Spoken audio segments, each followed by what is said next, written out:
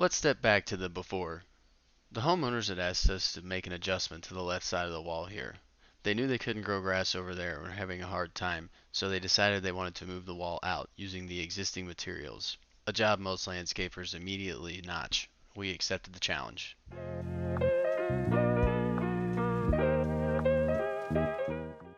Alright guys, it's the end of the first half of day one here. We got about a 4-day project or so.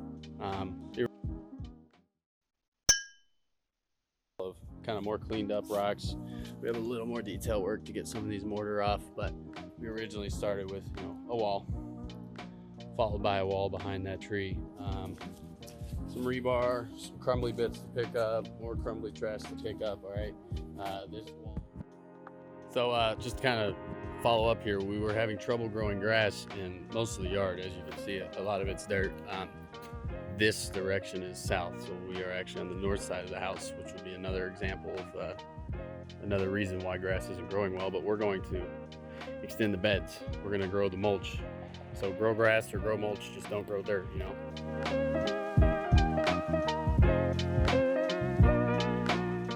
We're at the end of day 2 here. Like I was trying to explain in earlier videos here, you can see some of this trench line we're having here for our footer. We'll do a little more clean out of that tomorrow. Did encounter a small pipe, but able to get around that thing with ease. So making some progress for sure. We'll be back, I believe, tomorrow.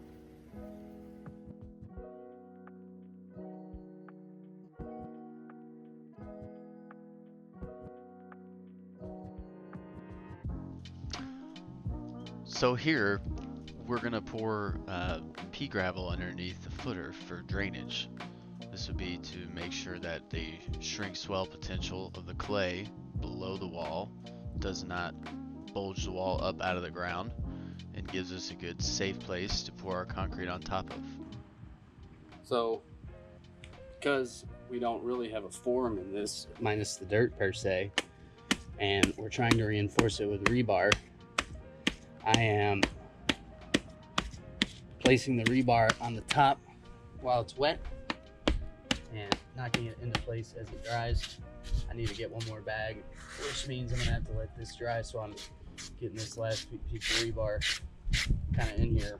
We're only doing one piece wide, but I'm knocking this rebar in the top here so that it's reinforced kind of in the middle, the beefy section of the slab.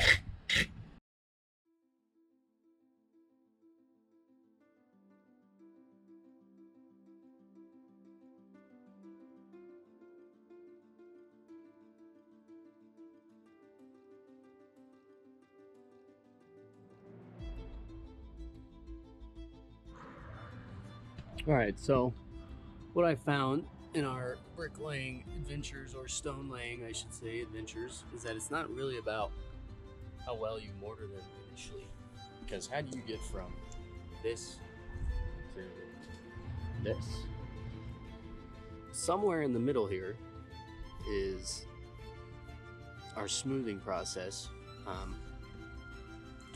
where, like a couple other art forms, clay for instance, or anything of that nature, this bonding agent tries to stick to itself with water. So the second step to mortaring is taking this bucket of water and a sponge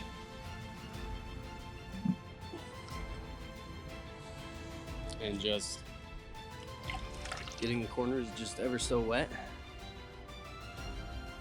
And at first we're sort of working to get the big stuff off, right? But you can kind of see there how it starts out kind of crusty and crabby, and that water and that sponge just kind of smooth it out, right? So just more of that as it dries, and then at a certain point leave it alone, let it set. Okay?